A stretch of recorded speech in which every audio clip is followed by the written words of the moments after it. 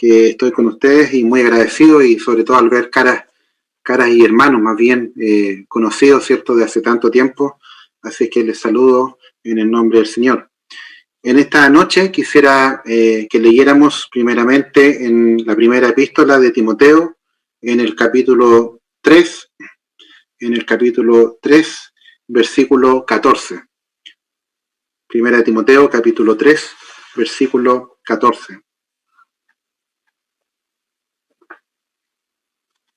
Bueno, el hermano Cristian me pidió en la mañana, creo, el título del ministerio, así que lo voy a dar. Pensé que lo iba a colocar por ahí. Espero que quieran seguir escuchando después del título. Y tiene que ver con los ancianos en una iglesia local. Es un tema que posiblemente pueda ser algo controversial, pero en el Señor he tenido este deseo de poder verlo. Es un tema que primeramente lo he visto un par de veces en la asamblea donde me congrego, en Quinta Normal, y creo que es un tema interesante para poder refrescarlo, ¿cierto? Un tema conocido, aunque siempre uno va aprendiendo cosas nuevas acerca de este tan importante tema de los ancianos en una iglesia local. Como sabemos, hay 3 palabras que se ocupan para definir a estos hermanos que tienen esta labor, esta obra, esta función. Se habla en el Nuevo Testamento de ancianos, se habla de pastores y también se habla de obispos. Evidentemente que el tema es muy largo y por lo tanto vamos a dar una especie de, no voy a decir introducción, sino que referir principalmente a la necesidad o al beneficio, a la importancia de que hayan ancianos en una iglesia local, y eso es lo que quisiera tratar en esta noche. También digo que no conozco la realidad de las iglesias locales que están aquí representadas. Estuve a punto de preguntarle incluso el día viernes al hermano Cristian, pero dije mejor tener independencia para poder hablar, así es que no conozco la situación, pero la palabra de Dios obviamente es una sola.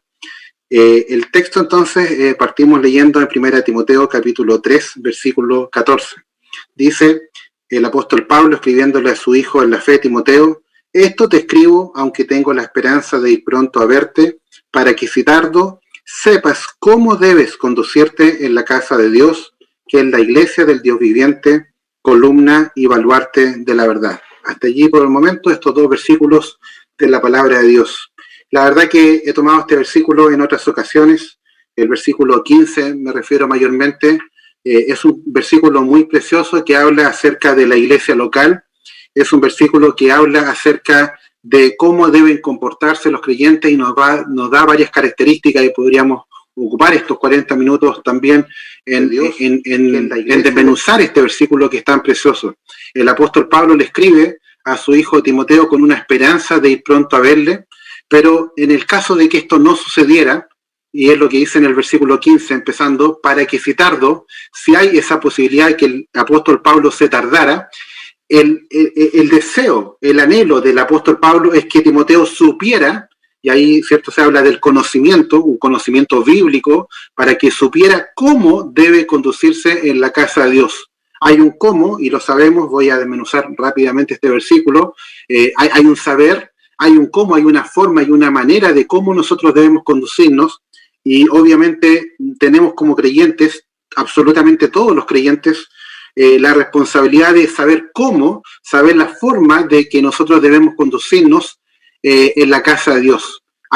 Se ocupa también la palabra conducir o debes, que es una obligación para nosotros los creyentes el saber cómo debemos conducirnos. Habla también este precioso versículo de la conducción de un camino continuo, de un peregrinar del creyente en su vida aquí en la tierra y estadía en una iglesia local, y por lo tanto habla de un periodo de tiempo donde nosotros debemos aprender, debemos ir creciendo en conocimiento bíblico para saber cómo debemos conducirnos en la casa de Dios. Y aquí se refleja en esta frase última la importancia del saber conducirnos. No está hablando del saber conducirnos meramente en el trabajo, aunque hay en la Biblia mandamientos para ello, no meramente cómo conducirnos en los lugares públicos, en nuestra familia o en otros lugares, sino que aquí está hablando nada menos que debemos saber cómo conducirnos en la casa de Dios, como dice el apóstol después, es que es la iglesia del Dios viviente,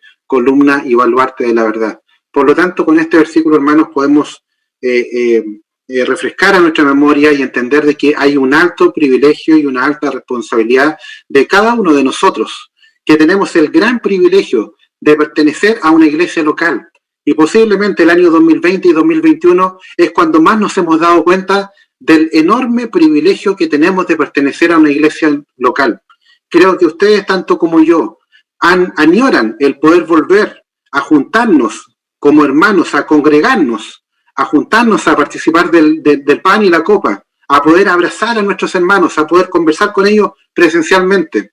Efectivamente, es un alto privilegio. Y si logramos, o más bien no si logramos, si es que el Señor nos concede el poder volver a congregarnos, es un desafío para nosotros el poder ir creciendo en esta obligación, en este mandamiento que tenemos de parte de la palabra de Dios, de saber cómo debemos conducirnos en la casa de Dios, no en nuestra casa, sino que es la casa de Dios, la iglesia del Dios viviente, columna, pilar, columna y baluarte de la verdad. Qué tremendo privilegio que tenemos los creyentes y podemos ciertamente meditar personalmente en este versículo que tanto bien nos hace y nos hace valorar también el pertenecer a una iglesia local constituida, ¿cierto?, bajo la palabra de Dios, y que tenemos este privilegio y podemos valorarlo y también ir creciendo, porque cada uno de nosotros, creo, tiene el mismo pensamiento del que habla, de que podemos ir creciendo, de que hay etapas en nuestra vida, particularmente pienso en algunas muy tristes, donde no me supe o no me he sabido comportar o conducir en la casa de Dios, donde no he sabido tratar de manera adecuada a mis hermanos. Sabemos que la iglesia no es el edificio y por lo tanto podemos pensar en conducirnos en la casa de Dios en diversas áreas, en nuestra relación con Dios primeramente, en la adoración, en la alabanza, en la oración, cómo nos conducimos en la casa de Dios en relación con los otros creyentes. Ese es un tema muy amplio en la Escritura y en las epístolas, la relación que hay entre los creyentes, cómo nos comportamos en relación con los inconversos, con aquellos que llegan a nuestra congregación, cómo les tratamos, cómo les entregamos el evangelio, etcétera. Hay mucho tema que sale, ¿cierto?, que se ramifica de este conducirnos en la casa de Dios. Y particularmente en relación a los creyentes podemos pensar cómo nos comportamos con los ancianos de edad, cómo nos comportamos en relación a los jóvenes, a las hermanas, se habla de ósculo santo, etcétera, en la palabra de Dios, y también cómo nos comportamos con aquellos que tienen la función o la obra de ancianos en una iglesia local. De hecho, el contexto, si uno ve en 1 Timoteo, lo que viene o lo que está escrito anteriormente es los requisitos de los diáconos, desde el versículo 8 al 13 del capítulo 3, y desde el versículo 1 al 7, los requisitos de los obispos. Por lo tanto, está absolutamente en el contexto la relación o el conducirnos bien como iglesia local. Ahora hablo en su conjunto, que debemos conducirnos bien y seguir las instrucciones y seguir los mandamientos que habla la palabra de Dios respecto al tema de los ancianos, y también lo voy a agregar, aunque no es el tema de esta noche, de los diáconos en una iglesia local. Uno podría preguntarse, y a raíz de la lección que tuvimos el fin de semana, uno puede preguntarse por qué ancianos, por qué autoridades. Algunos y muchos no quisieron ir este fin de semana a sufragar porque ya están absolutamente desilusionados de cualquier autoridad, de cualquier hombre o mujer que los pueda representar. No hay credibilidad en las instituciones en nuestro país y en el mundo entero. Y por lo tanto hay una corriente, diría, hermanos, moderna, donde cada vez más es más socavado el concepto de la autoridad o del liderazgo o del gobierno o de aquellos responsables que deben tomar las decisiones en distintos ámbitos de la sociedad, y también, obviamente, en nuestro contexto, en nuestra meditación el día de hoy, en relación a la iglesia local. Y por lo tanto, un creyente podría preguntarse, ¿por qué ancianos? ¿Por qué deben haber ancianos en una iglesia local? Si a lo mejor hemos tenido malas experiencias en el pasado, o a lo mejor hemos visto malas experiencias en la iglesia local de mi amigo, de mi amiga o de mi hermano. ¿Por qué ancianos en una iglesia local? Y una respuesta simple, ¿cierto?, podría ser, y la conocemos, es que Dios ha establecido esto. Dios ha querido que hayan ancianos en una iglesia local, aún sabiendo, y esto es muy importante recalcarlo, aún sabiendo lo imperfecto, lo débiles que pueden llegar a ser, o son los ancianos en una iglesia local o aquellos que ocupan esta función. Y eso obviamente podemos ampliarlo a lo que son los presidentes de la nación, a lo que son los alcaldes, a lo que son los concejales, los gobernadores, etcétera. Aquellos que son profesores o directores, aún podemos pensar en el ámbito familiar. Tenemos en muchos ámbitos de nuestra vida, y a lo mejor yo diría en todos, pero para a lo mejor no pasarme, en muchos ámbitos de nuestra vida, Dios ha querido colocar autoridades. Pensamos, y el concepto, hermano, quizás si usted no esté de acuerdo puede colocarlo a como usted lo entienda, ¿cierto? Podemos hablar de autoridades o podemos hablar de liderazgos. A algunos hermanos no les gusta esta palabra liderazgo, o podemos hablar de gobiernos, o podemos hablar simplemente de personas que toman decisiones, ¿cierto? Y que colocan las reglas, o en el caso de los ancianos, que deben hacer cumplir reglas ya determinadas, en este caso por la autoridad divina, que es la palabra de Dios, por la autoridad divina, que es el Espíritu Santo, Dios y su amado Hijo. Por lo tanto, tenemos autoridad en distintas partes de nuestra sociedad, en la nación, en la ciudad, en la comuna, en un colegio, en una empresa, en una familia. Mi hijo mayor está escuchando y tengo que recalcar esto, en la familia también, ¿cierto? Aunque es un hijo obediente, siempre uno piensa en todos los ámbitos donde uno tiene autoridades que ejercen, ¿cierto?, un dominio, que ejercen el hecho de tomar decisiones. Y también, obviamente, en la iglesia. Y esto es porque debe haber un orden.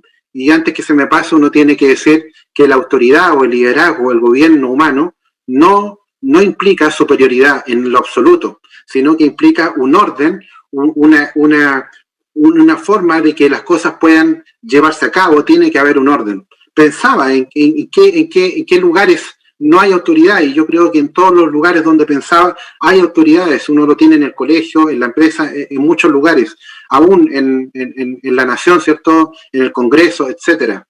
Y algo que sí me llamaba la atención, y lo voy a decir inmediatamente antes que se me olvide, me llamaba la atención cuando meditaba nuevamente sobre este tema, hermanos, de que en la iglesia, y es algo que uno ve en la palabra de Dios, en la iglesia no hay autoridades, las autoridades todas son delegadas de parte de Dios, pero no hay una sola autoridad o liderazgo, gobierno o hermano responsable, si usted lo quiere llamar así, sino que hay varios. Y sabemos que la Biblia habla de ancianos en plural, habla de diáconos en plural y habla de obispos en plural.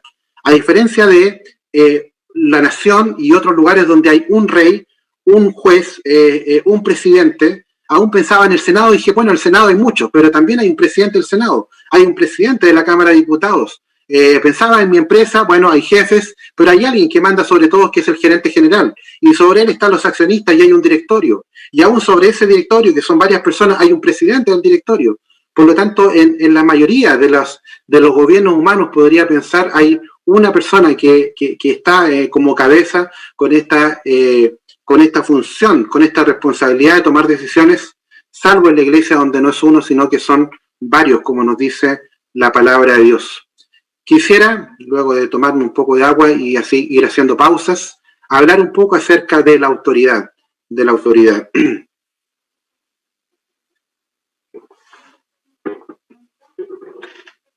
Pensaba en este concepto de autoridad, hermanos, y vuelvo a decir, todos tenemos, como dijo aquel centurión, soy hombre bajo autoridad, y creo que todos hemos tenido la función de ejercer autoridad sobre nuestros hijos o sobre otros seres humanos, y también todos nosotros estamos, ¿cierto?, con autoridades sobre nosotros en nuestros trabajos, o aún en la sociedad, o en la iglesia, o en cualquier lugar, estamos, ¿cierto?, con personas que ejercen autoridad sobre nosotros, y vuelvo a reiterar, eso no requiere o no significa por ningún motivo superioridad, sino que un orden establecido para que las cosas así puedan funcionar.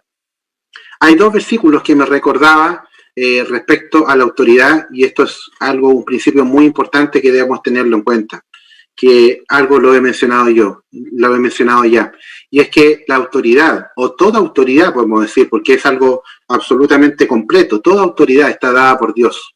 Uno recuerda la escena del Señor Jesús allí con Pilato, cuando Pilato lo increpa, cuando no le contesta y le dice, ¿no sabes que tengo autoridad de soltarte o de apresarte? Y la respuesta del Señor es notable, y nos llama y nos enseña no solamente a Pilato, sino que a cada uno de nosotros, con aquella sabiduría que él tiene. Él le dijo, ninguna autoridad Ninguna autoridad tendrías contra mí si no te fuese dada de arriba. Ninguna autoridad tendrías sobre mí si no te fuese dada de arriba. Y por lo tanto ahí el Señor está diciendo que la autoridad que tenía Pilato y la autoridad que puede tener cualquier ser humano en esta tierra ha sido dada desde el cielo. Es Dios el que ha querido establecer autoridades, el que ha querido establecer un orden para que de esta forma pueda funcionar de manera correcta la sociedad en cualquiera de sus distintas etapas. Otro versículo conocido por ustedes, por todos, es Romanos 13, cuando el apóstol Pablo dice: sométase toda persona a las autoridades superiores. No está diciendo que las autoridades son seres superiores, sino que son autoridades superiores. Dice, porque no hay autoridad sino de parte de Dios. Y nuevamente el apóstol aquí recalca esto que es tan importante, porque no hay autoridad sino de parte de Dios. Y por lo tanto entendemos que absolutamente todas las autoridades están puestas por Dios. Uno a veces piensa en el ser humano, y a veces con los hermanos venezolanos, por ejemplo, me recordaba, en nuestra iglesia hay varios, uno piensa, y algunos pueden cuestionarse, ¿es Dios el que colocó, por ejemplo, al presidente que está ahora? Y en realidad uno podría pensar más que no solamente o no meramente en hombre, sino que en el cargo de presidente de la nación, que lo ha puesto Dios para que haya orden en las naciones. Y evidentemente que bajo la permisividad de Dios hay hombres que ocupan muy mal la autoridad, hay hombres que ejercen de una muy mala forma aquella responsabilidad que le ha sido dada por Dios y que van a tener que dar cuenta. Y podemos decir, todos nosotros incluso vamos a tener que dar cuenta por la autoridad que Dios nos ha delegado en distintas etapas o en distintas funciones de nuestra vida, ya sea como padres, como profesores, como jefes en la empresa, como ancianos en una iglesia local, etc.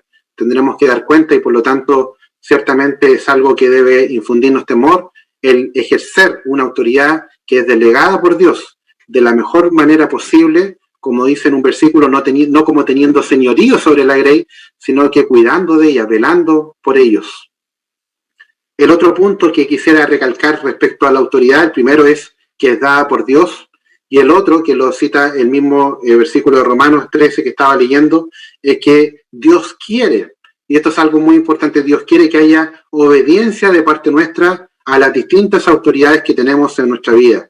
Romanos 13, ya leímos el versículo 1, el 2 dice, de modo que quien se opone a la autoridad, a lo establecido por Dios resiste, y los que resisten acarrean condenación para sí mismos. Hermanos, quizá a usted le ha pasado, pero yo lo he visto y también me ha sucedido, que muchas veces renegamos de las autoridades, muchas veces no obedecemos a las autoridades, muchas veces nos causa rabia de que alguien nos pueda estar ejerciendo algún dominio. Y pensando particularmente en nuestro tema de hoy, podemos renegar o podemos sentirnos enojados y contrariados cuando a lo mejor un anciano en una iglesia local toma una u otra determinación. Y lo que uno ve en la palabra de Dios es que Dios quiere, Dios conoce primero cómo son las autoridades, si son buenas o malas, y es Dios que va a juzgar aquel ejercicio de autoridad que toma un ser humano. Sin embargo, de parte nuestra, lo que Dios quiere es que no obedezcamos a las autoridades, que nos sometamos a las autoridades, como dice Romanos 13:1, y que no nos opongamos, porque si nos oponemos, en realidad estamos oponiéndonos a lo establecido por Dios. Estamos resistiendo a Dios, estamos desobedeciendo a Dios. Y por lo tanto este principio podemos aplicarlo desde el presidente de la República, desde nuestro alcalde, con nuestros jefes en las empresas. Algunos tenemos jefes, como dice la palabra de Dios, difíciles de soportar, y también podemos aplicarlo en nuestra iglesia local, donde a lo mejor el anciano que está ejerciendo en la iglesia local puede estar haciéndolo no de una muy buena manera. Y pensemos que obviamente aquellos que tienen esa función es algo delicado y es algo muy difícil, por lo tanto más bien deberán tener nuestra oración, nuestro respaldo, nuestra ayuda, para que de esta forma lo puedan hacer sin quejarse, como dice la palabra de Dios en 1 Pedro cuando habla de los obispos, para que lo hagan de una manera alegre y no quejándose.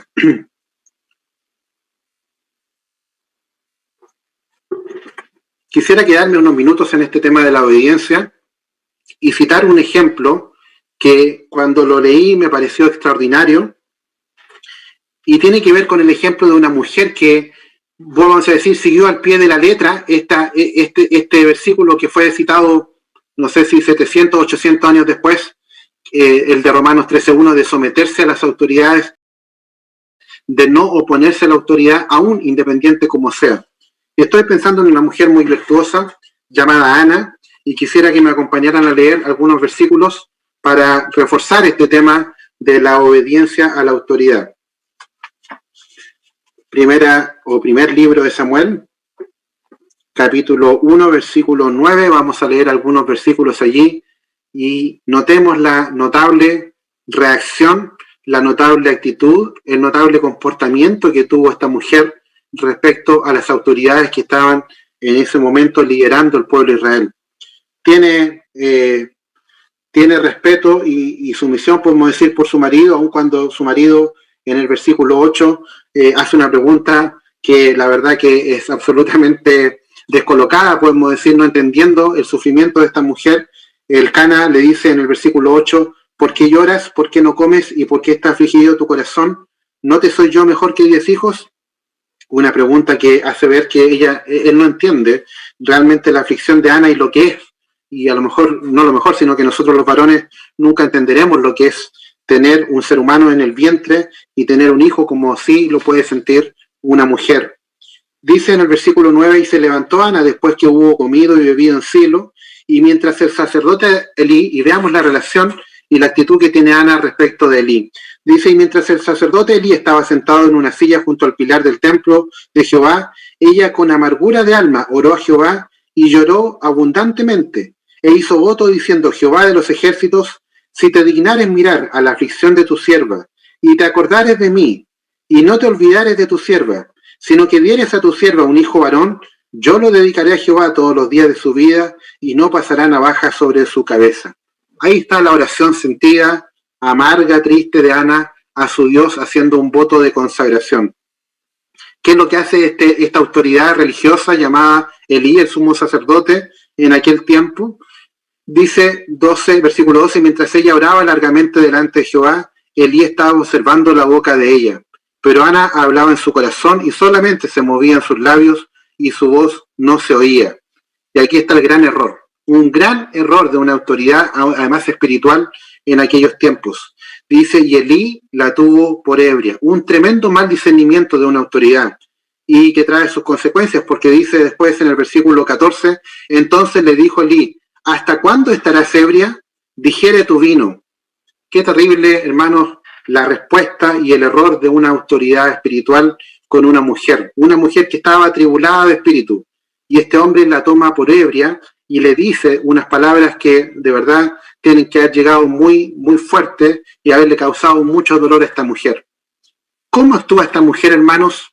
Uno puede ver aquí el caso de un ser humano que tiene una autoridad enfrente y que podríamos decir a lo mejor tiene toda la razón para no obedecerle o para tratarlo mal o para inculparlo o para reprocharle algo, pero esta mujer tiene una obediencia y una actitud que realmente son sobresalientes y que son un tremendo ejemplo para cada uno de nosotros.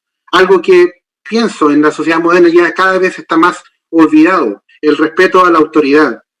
Dice esta mujer en el versículo 15, y Ana le respondió diciendo, no, señor mío, yo soy una mujer atribulada de espíritu, no he bebido vino ni sidra, sino que he derramado mi alma delante de Jehová. No tengas a tu sierva por una mujer impía, porque por la magnitud de mis congojas y de mi aflicción he hablado hasta ahora. Notable la respuesta de esta mujer. Una mujer espiritual que no era autoridad versus un hombre que era autoridad espiritual, pero sin embargo no tenía una buena condición espiritual. Incluso podemos pensar, ustedes conocen la historia, qué es lo que estaban haciendo los hijos de Elí en ese momento. Y aún con eso, esta mujer no desacata, no desatiende el hecho de que Elí era una autoridad, y más aún, algo que me parece más increíble, que luego después entrega a su hijo en voto en consagración y lo entrega justamente en casa o en el lugar donde Elí habitaba. Una mujer llena de fe, de oración, una mujer piadosa que supo darnos un ejemplo tremendo de respeto y de obediencia a la autoridad.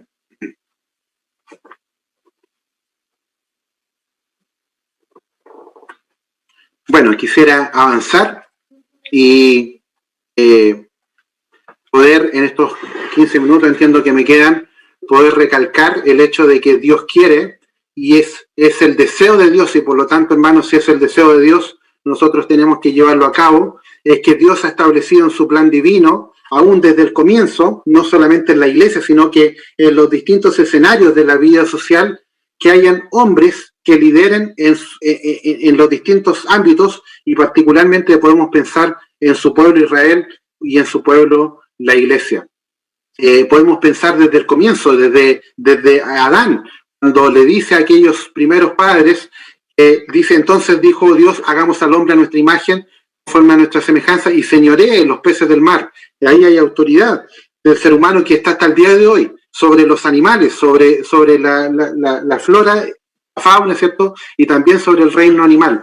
Un señoreo del hombre que está establecido de parte de Dios desde el principio. Dijo también Dios, fructificad y multiplicaos, llenad la tierra y sojuzgadla, y señoread en los peces del mar, en las aves del cielo y en todas las bestias que se mueven sobre la tierra. Por lo tanto, ahí tenemos desde el comienzo a Dios mostrando, o delegando más bien, dando la autoridad al ser humano por sobre el resto de su creación. En el pueblo de Israel podemos saber a Abraham, que es el padre de Israel, cómo él llega a ser el originador del pueblo de Israel.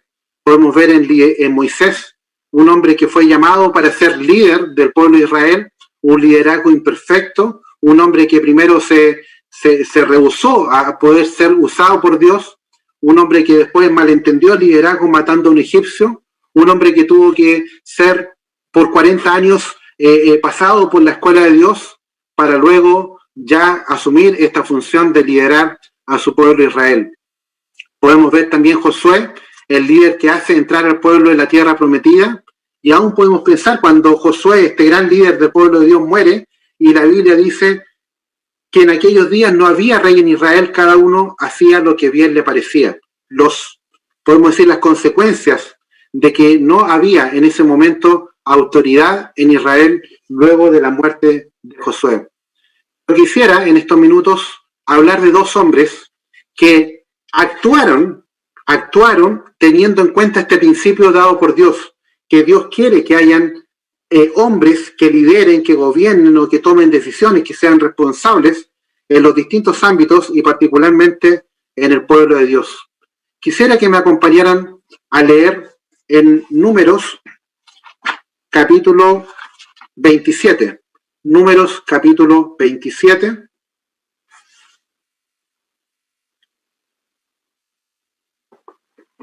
Vamos a leer versículo 12, 13 y 14.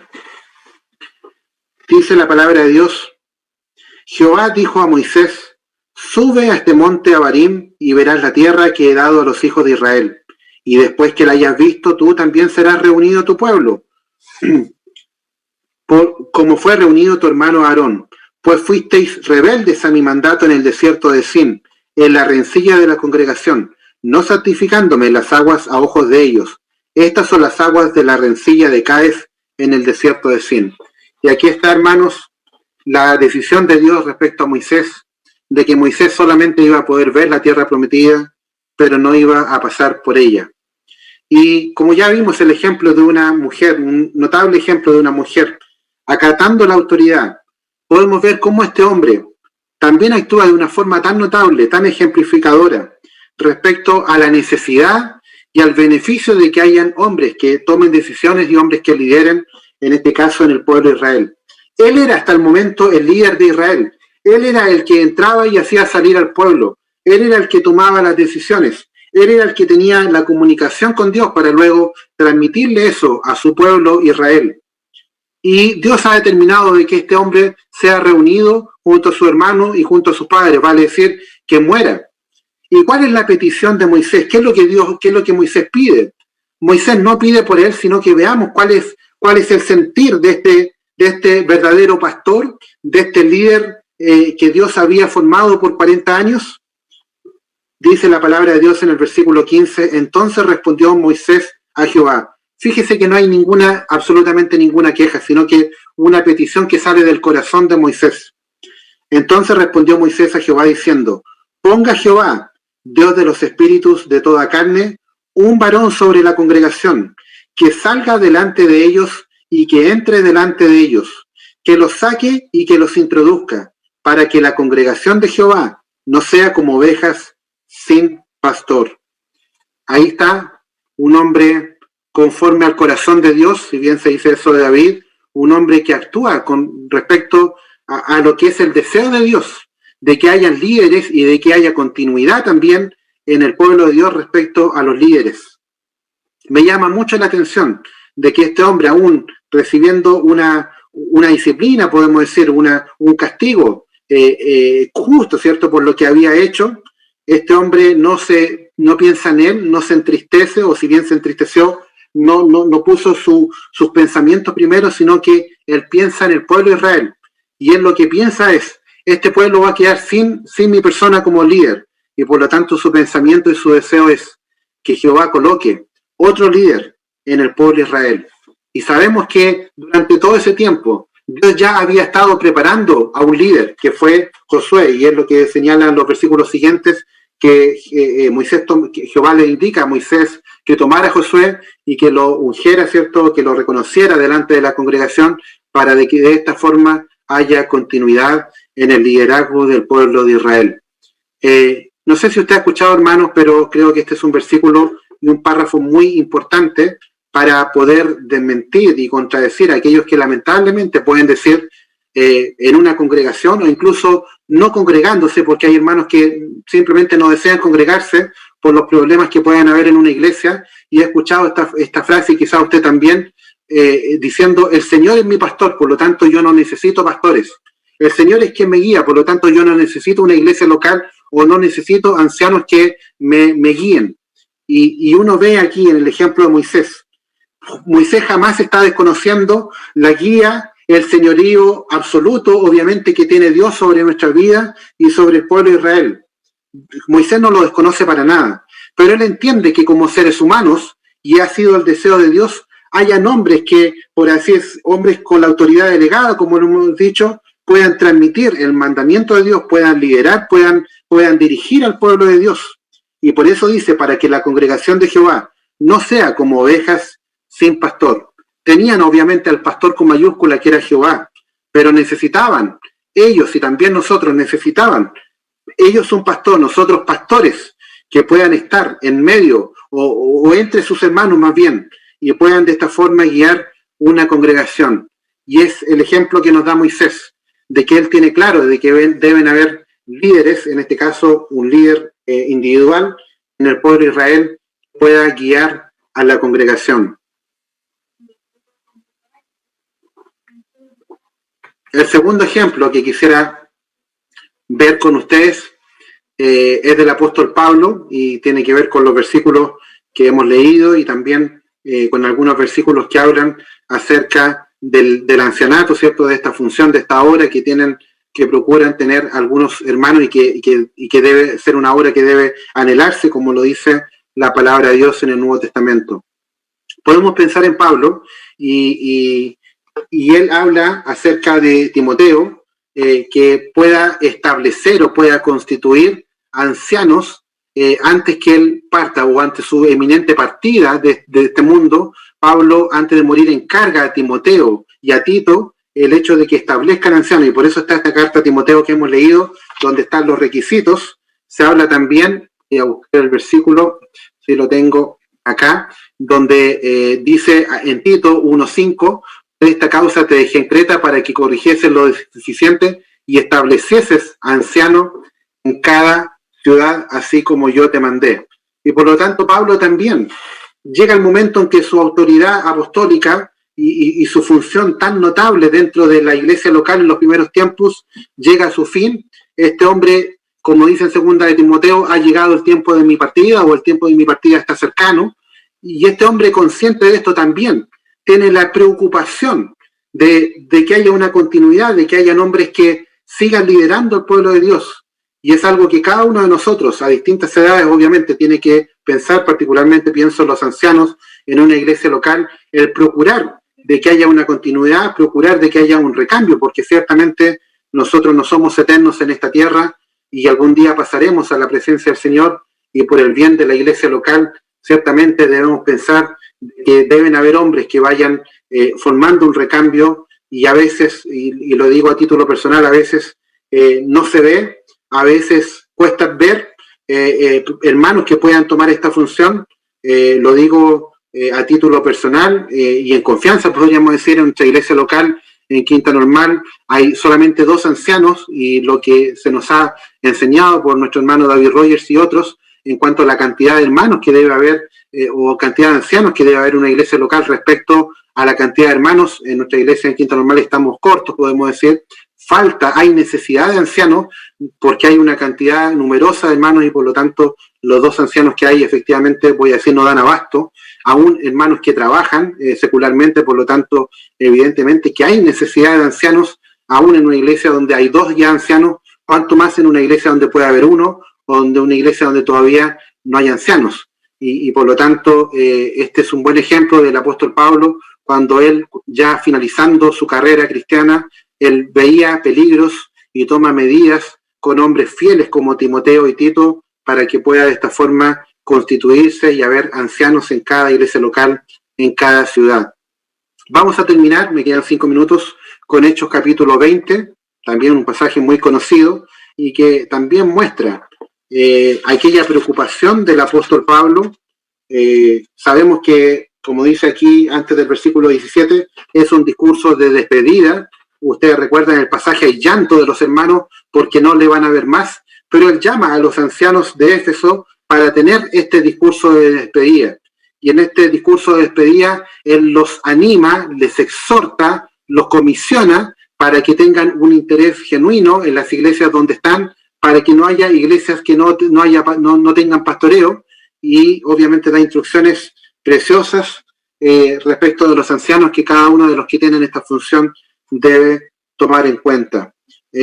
Podemos leer desde el versículo 25 y luego vamos a quedarnos en estos minutos finales en el versículo 28. Dice el 25: y ahora, he aquí, yo sé que ninguno de todos vosotros, entre quienes he pasado predicando el reino de Dios, verá más mi rostro. Por tanto, yo os protesto en el día de hoy que estoy limpio de la sangre de todos, porque no he rehuido anunciaros todo el consejo de Dios. Y aquí está este versículo precioso. Por tanto, y esto es lo que debe ser un anciano, y creo que cualquier hermano, algo importante que quisiera decir es que cuando uno mira los requisitos de los ancianos, o cuando uno mira las cosas que deben tener los ancianos, una de las preguntas que yo siempre me hago es, o cuestionamiento es, ¿acaso no deben tener estos mismos requisitos el resto de los hermanos? ¿Acaso el resto de los hermanos no debe tener las características preciosas que salen en Timoteo 3 y también en Tito 1? Y evidentemente que sí. Deben ser hombres honestos, deben ser hombres irreprensibles, y eso es un llamado para cada uno de nosotros, y obviamente mayormente para los ancianos. Y por lo tanto este versículo es aplicable mayormente a los ancianos, pero también a cada uno de nosotros. Cada uno de nosotros debe seguir estos consejos sabios de la palabra de Dios. Dice el apóstol Pablo, por tanto, mirad por vosotros primeramente, mirad por vosotros, y luego, ¿cierto?, podemos decir, y por todo el rebaño. Y ahí uno ciertamente se siente mal, porque sabe que la función de mirar por todo el rebaño es muy difícil cumplirla. Dice, y por todo el rebaño en que el Espíritu Santo, ahí está quien coloca realmente a los ancianos, es el Espíritu Santo. Dice, y por todo el rebaño en que el Espíritu Santo os ha puesto por obispos.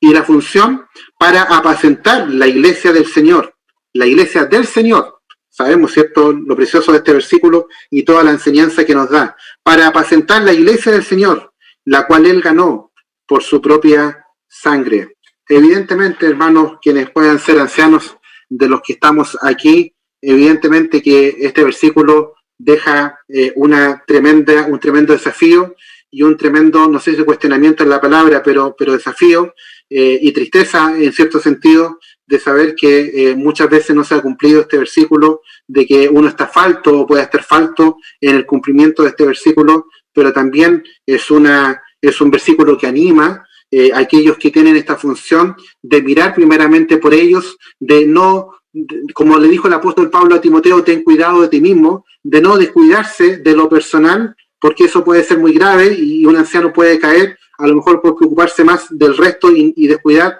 que Satanás pueda estar obrando negativamente en su vida. mirad por vosotros, y luego la preciosa función que ejerce no solamente los que son ancianos, sino que yo he visto por lo menos en mi congregación hermanos que tienen el don de pastor, que tienen ese deseo de pastorear a las almas, no teniendo, voy a decir, no puedo decir el título, pero la función o la obra oficialmente como ancianos, sin embargo pastorean en la Grey, y por lo tanto esta también es una función que podemos hacer todos nosotros, de poder preocuparnos de nuestros hermanos, dice, y velar por todo el rebaño en que el Espíritu Santo os ha puesto por obispos. Este es el deseo de Dios, hermanos. Hay muchas preguntas, evidentemente, que quedan en el tintero. ¿Cuántos ancianos pueden haber o deben haber en una iglesia local? Un anciano puede ser hombre o mujer, es una pregunta relativamente fácil, pero alguien también se la podría hacer. ¿Cuáles son los requisitos de los ancianos? Una pregunta que me parece muy interesante: ¿cuánto tiempo dura la labor de un anciano? ¿Cuál es la función de los ancianos? ¿Qué actitud debo tener respecto a un anciano? En fin, la carga de los ancianos, la unión que deben tener los ancianos en una iglesia local, etcétera. Son muchas preguntas, es un tema muy amplio y por lo tanto cada uno de nosotros pudiera tomar su parte y también estudiar en forma personal un tema que es muy amplio, pero que es muy necesario, muy importante que lo tengamos en cuenta en nuestras iglesias locales. Hermanos, muchas gracias, que el Señor bendiga su palabra en nuestros corazones.